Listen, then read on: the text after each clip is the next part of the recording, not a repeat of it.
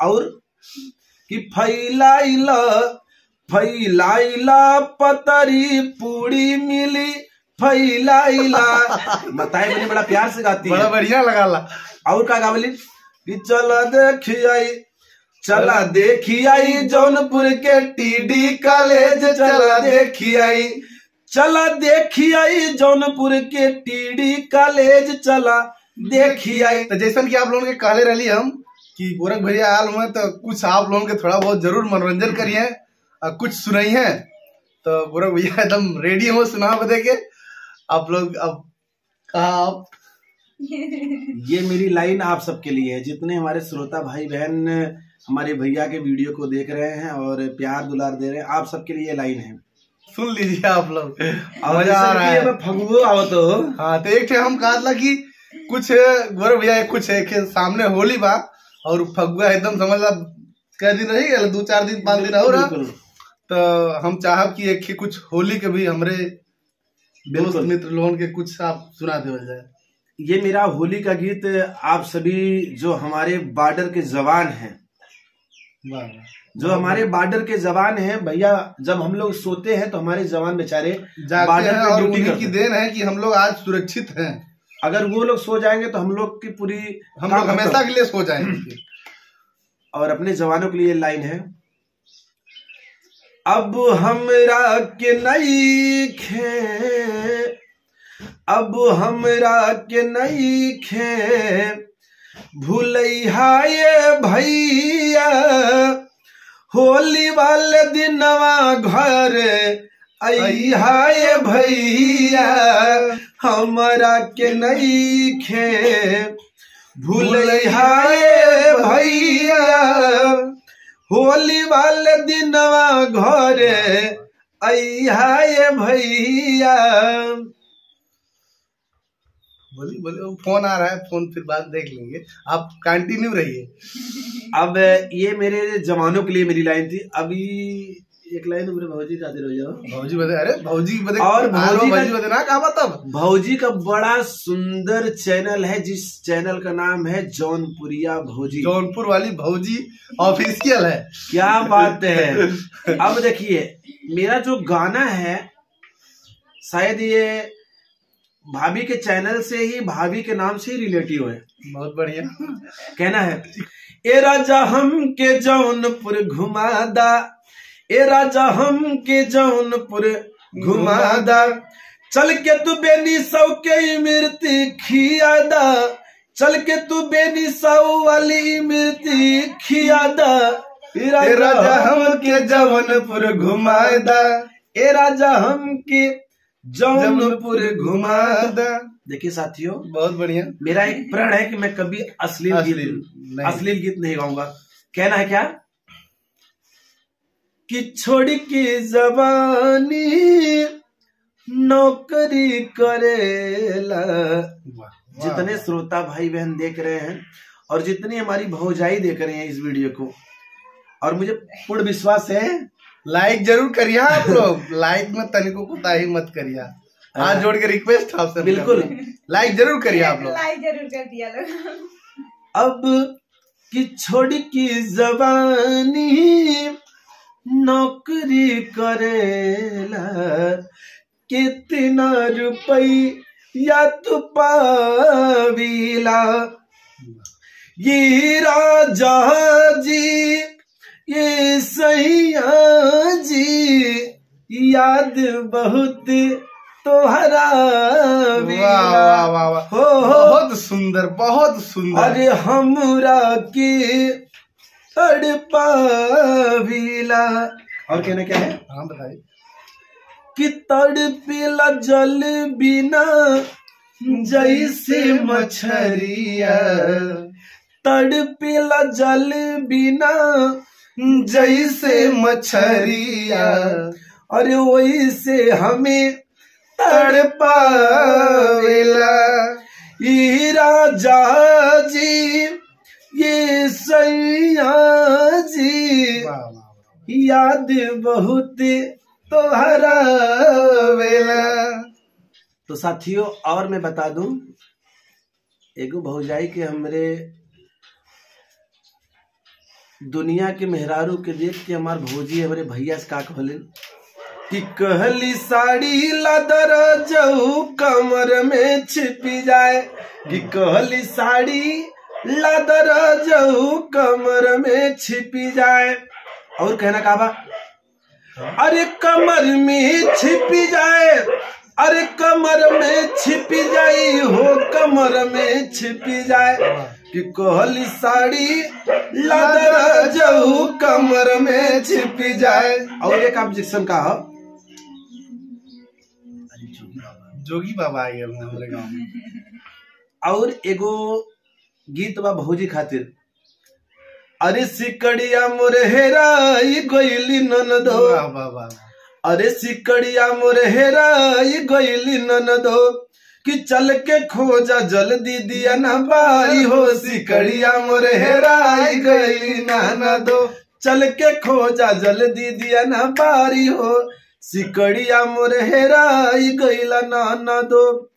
अरे ई हरे सिकड़िया मोरे राजा कई निशानिया, राजा कई निशानिया हो, राजा कई निशानिया, अरे चल के खोजा, अरे चल के खोजा जल्दी दिया ना बारी हो, सिकड़िया मोरे हेराई गईली ननदो।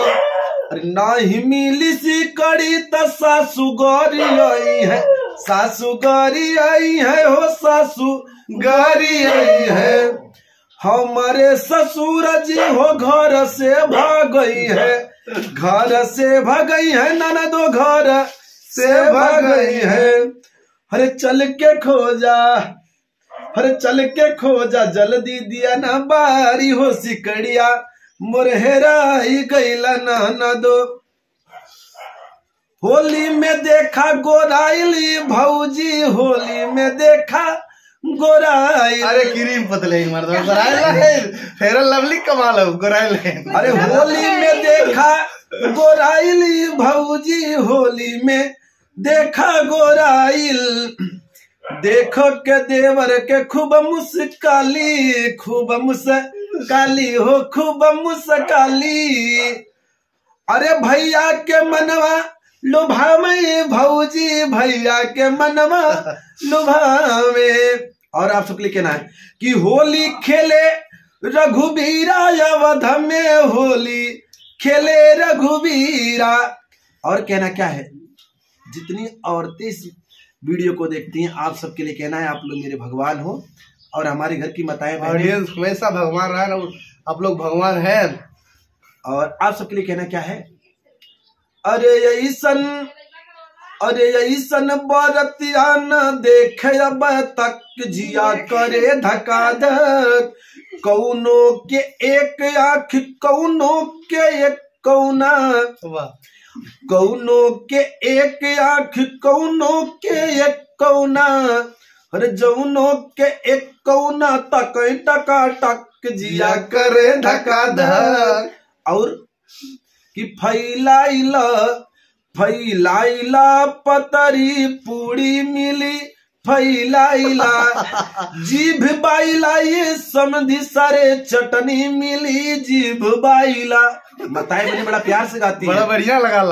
और का गावली कि चला देखी आई, चला देखी आई जौनपुर के टीडी कॉलेज, चला देखी आई, चला देखी आई जौनपुर के टीडी कॉलेज, चला देखी आई। और का गावली, तनी देखला, तनी देखला देवलिया पे काव लिखल बा, तनी देखला वार लिखल बा, ऐतवार लिखल बा, दुल्हा के बहिनी के 10-10 भत्तार लिखल बा, चला देखी आई। और एक लाइन का गावली कि बिच्छी मार दे, बिच्छी मार दे समधी के चुतरा में, बिच्छी मार दे। चलिए साथियों, आप लोग ऐसे ही बिहार बिहार देते रहिए। तो बहुत आनंद आया, बहुत मजा आया, भैया से मिलके बहुत मजा आया, और हमके आशा न पूर्ण विश्वास है कि आप लोगों के भी बहुत मजा आया ये वीडियो देख के। और जितने हमारे युवा नौजवान हमारे भैया के वीडियो को देखते हैं, पसंद करते हैं, आप लोग के लिए कहना क्या है कि जाता रसैया बंगल कमैया भोली कम टका, कि जाता रसैया बंगल कमैया और भले कमे टका बाकी सौतन जन ले अइहा हो हे मनुआ के पापा बाकी दूसर मत ले अइहा हो हे मनुआ के पापा कि बंगल जे जाला जल्दी घरे नहीं काय शर्मात हो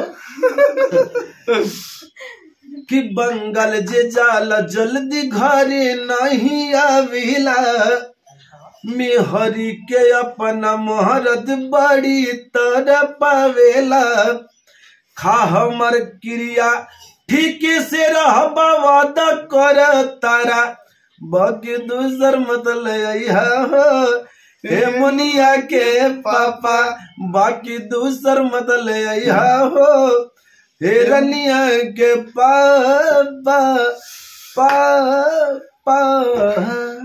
तो भाई लोग बहुत मजा आया है, बहुत अच्छा लगल है भैया से मिलके और बहुत कुछ हमने करे जाला, लेकिन वीडियो काफी लंबा हो जाए। देखिए भाभी की तबीयत अगर आज सही रहती आज तो देखा मैं नाश्ता भी आज भाभी के साथ मैं भी ठुमका लगा लेकिन अगर अब यही तक काफी मजा आ रहा है आप लोगों को और मजा आएगी ना उस समय नेक्स्ट बार रही है डांस वीडियो भी आप लोगों को मिली। हाँ यो कुल मिली और ये वीडियो के हमने सोचा जाता बहुत ज्यादा लंबा हो जाए और ये वीडियो के यहीं पे दी एंड करल जाता और एडवांस में आप लोगों के हैप्पी होली और होली एकदम धूमधाम से आप लोग मनैया और प्यार से प्यार से भाईचारे के साथ आप लोग होली मनाइएगा।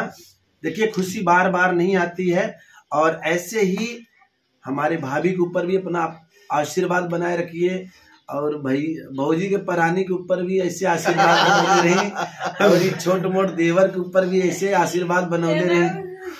और देखिए बड़ी भाभी माँ के समान होती हैं, बड़े भाई पिता के समान होते हैं, बहुत बड़ी बात है। तो और आप लोग तो स्वयं हम लोग के लिए भगवान है। जितने श्रोता भाई बहन हम जैसे छोटे कलाकारों को प्यार दुलार आशीर्वाद देते हैं तो प्लीज आप सबके चरणों में मैं गायक गोरख यादव हाथ जोड़ के निवेदन करता हूँ, रिक्वेस्ट करता हूँ, प्रार्थना करता हूँ। आप लोग मेरे भगवान हैं, आप लोग हमारे भाभी के चैनल को इतना प्यार दुलार आशीर्वाद दीजिए और लाइक कमेंट्स कीजिए और इनके सभी वीडियो को पूरा देखने का कार्य कीजिए और इनके वीडियो को ज़्यादा से ज़्यादा शेयर कीजिए।